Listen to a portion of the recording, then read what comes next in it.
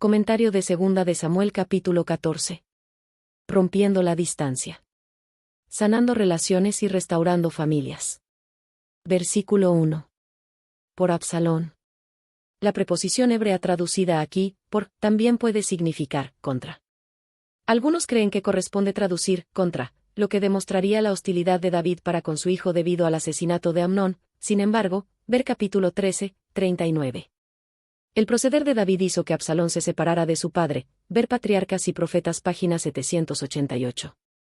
Ansioso de volver y amargado porque por tanto tiempo había estado excluido del manejo del reino que esperaba que sería suyo a la muerte de su padre, Absalón se entregó a maquinaciones traicioneras. Era una situación perjudicial, y Joab se propuso corregirla. Versículo 2. Tecoa. Aldea a unos 8 km al sur de Belén, mejor conocida como el hogar del profeta Amós, Amós 1:1. Puesto que estaba cerca de Belén, el hogar ancestral de Joab, este puede haber conocido personalmente a esa mujer mediante la cual intentaba llevar a cabo su propósito. Se identifica a Tecoa con la moderna Tecu. Finjas. Fue Joab quien inventó la parábola e indicó a la mujer lo que debía decir, pero se iba a necesitar gran habilidad para representar el drama delante del rey. Versículo 3. Entrarás al rey. El rey era el juez supremo del país y estaba a disposición de todos sus súbditos. Se esperaba que los ayudara en sus dificultades. Versículo 5. Una mujer viuda.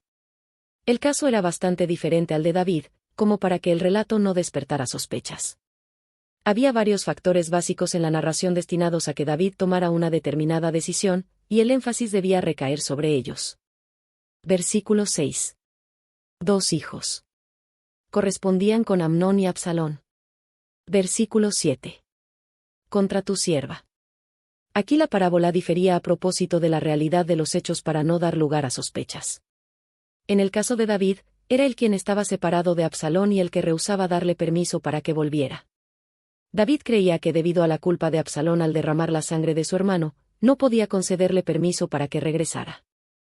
En la parábola era la familia, no la madre, la que insistía en que se siguiera considerando como culpable al asesino. También al heredero.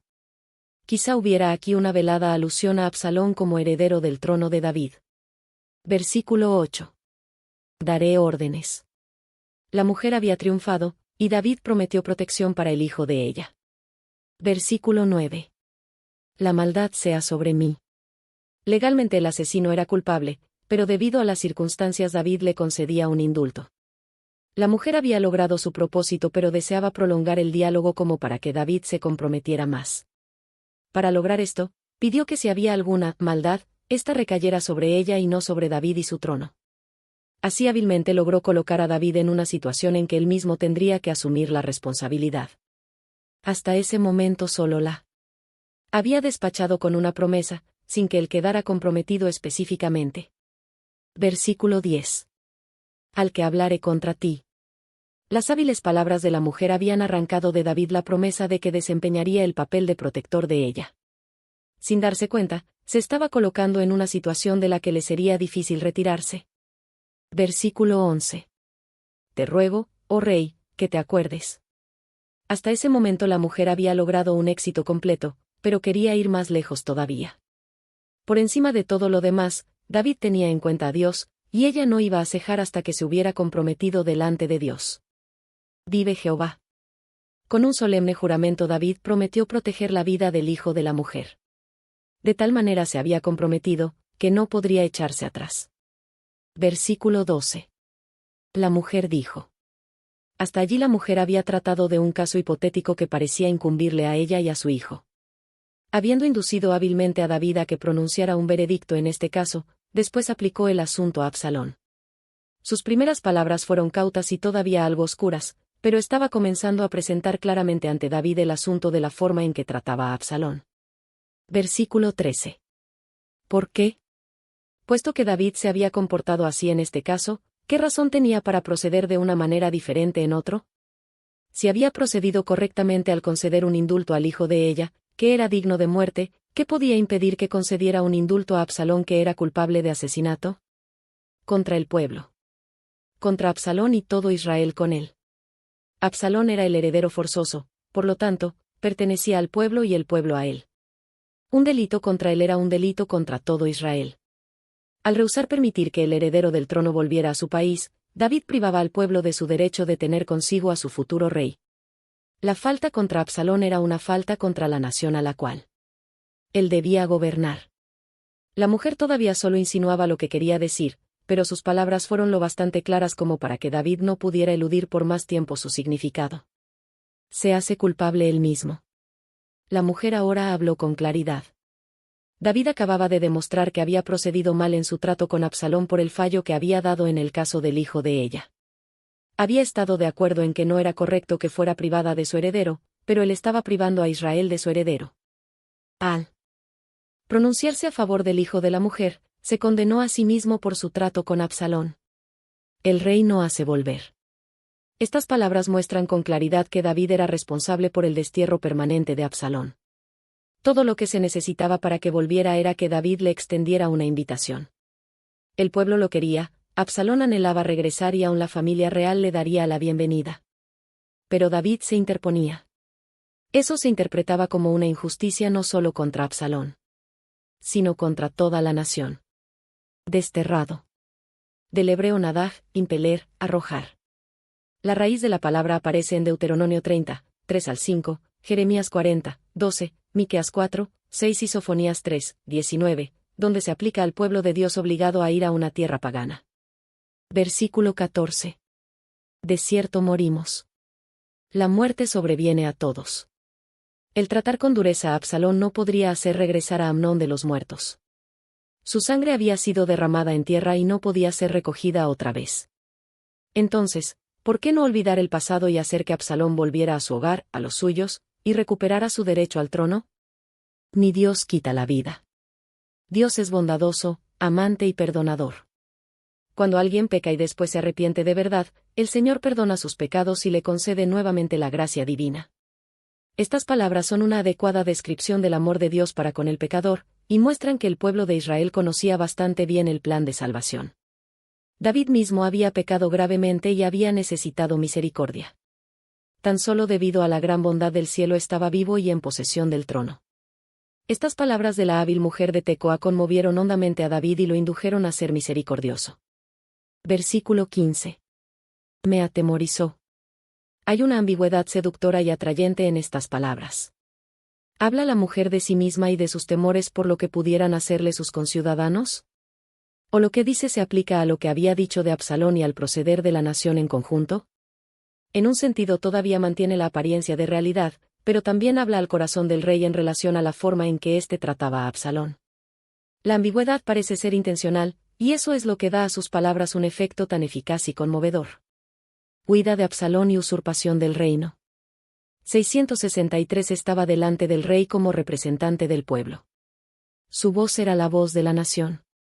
Entendiendo el sentir de la mayoría de Israel, experimentó una presión que no pudo resistir, y eso fue lo que le permitió ser osada delante del rey.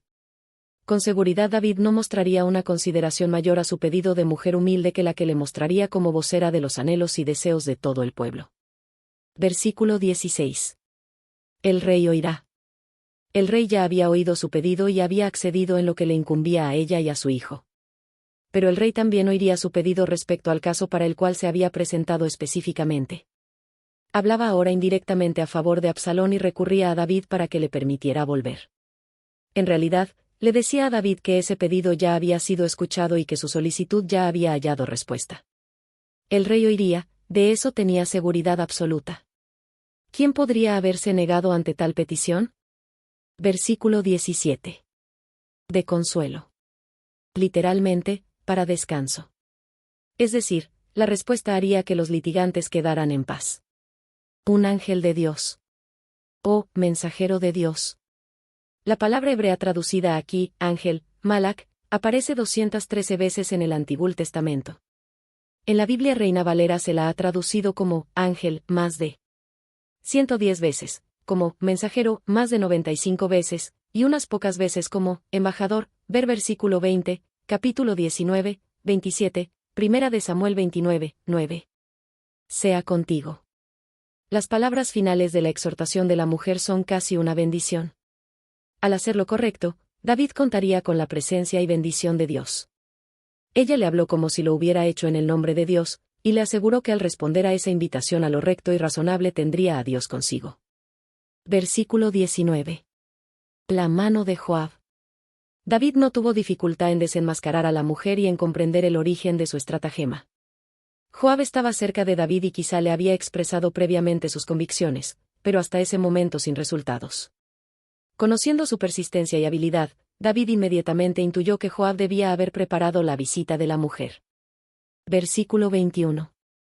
Haz volver al joven. Joab había logrado su propósito, y el rey sabiamente lo comisionó para que diera la noticia a Absalón y lo hiciera regresar. Versículo 22. Bendijo al rey. Joab tenía buenas razones para bendecir al rey.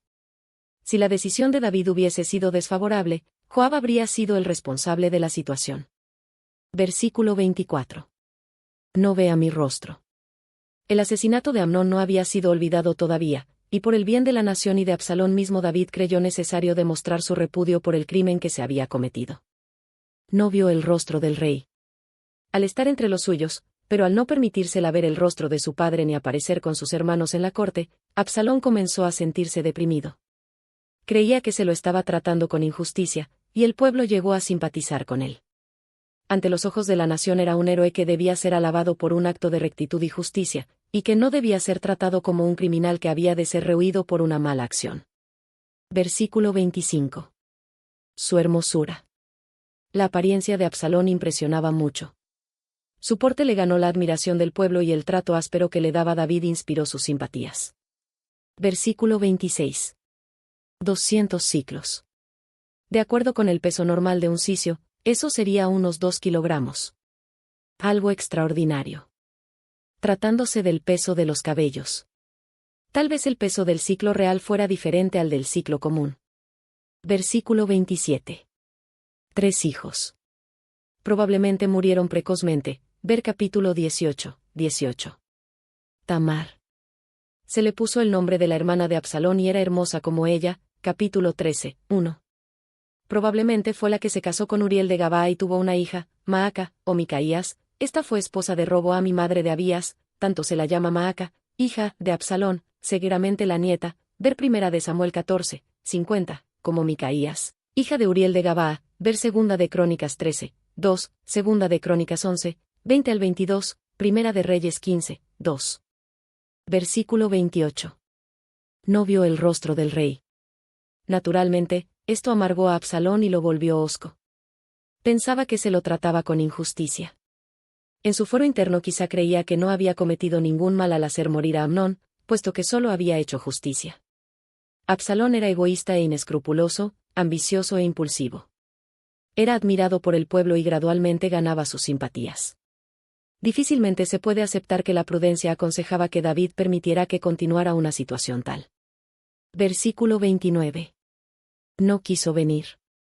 Puesto que Joab había tenido éxito en sus intervenciones anteriores, Absalón pensó que otra vez podría ser útil. 664 Pero sin duda Joab pensaba que ya había hecho todo lo que era prudente hacer, y que provocaría el enojo del rey si continuaba interviniendo en el asunto. Versículo 30. Prendedle fuego. Sin duda una estratagema tal haría reaccionar a Joab, pero tan solo una persona inescrupulosa e irresponsable podía recurrir a ella. Versículo 32. De enviarte. Absalón trató a Joab como a su siervo, dándole órdenes y esperando que las cumpliera. Su conducta revela cuán lejos ya había ido en su proceder rebelde, en su propósito de conseguir una reparación por supuestos agravios que había recibido, y en que se lo repusiera para disfrutar de los privilegios que creía que le correspondían por derecho. No hizo nada por explicar el incendio premeditado. Procedió como si le hubiera correspondido plenamente disponer de las medidas que tomó para que Joab estuviera con él, y como si Joab hubiera estado obligado a realizar sus deseos. Vea yo ahora el rostro del rey. Se había permitido que Absalón volviera a casa, pero el rey todavía rehusaba verlo. Ese trato era más irritante para Absalón que su destierro.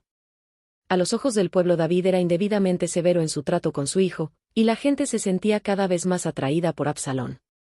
Si hay en mi pecado. Absalón sabía que David estaba incapacitado para ejecutar justicia. El rey mismo había sido culpable de asesinato cuando murió Urías, y al tratar de aplicar injusticia a Absalón, tan solo resaltaría su propia falta. Es probable que el pueblo no habría apoyado a David en un proceder tal. El pueblo amaba a Absalón, y David lo sabía. Versículo 33. Besó a Absalón. No solo se permitió a Absalón que llegara ante la presencia real, sino que recibió un trato que indicaba que por lo menos existía una reconciliación aparente. Compárese con los casos cuando Esaú besó a Jacob y José a sus hermanos, Génesis 33, 4, 45, 15. El recuerdo que tenía David de su propia falta lo convertía en indiferente e irresoluto. Evidentemente no sabía qué camino tomar ni qué curso seguir. Reconocía su deber, pero el recuerdo de su propia transgresión le impedía hacer lo que debía hacerse. Comentario bíblico adventista del libro de Segunda de Samuel capítulo 14.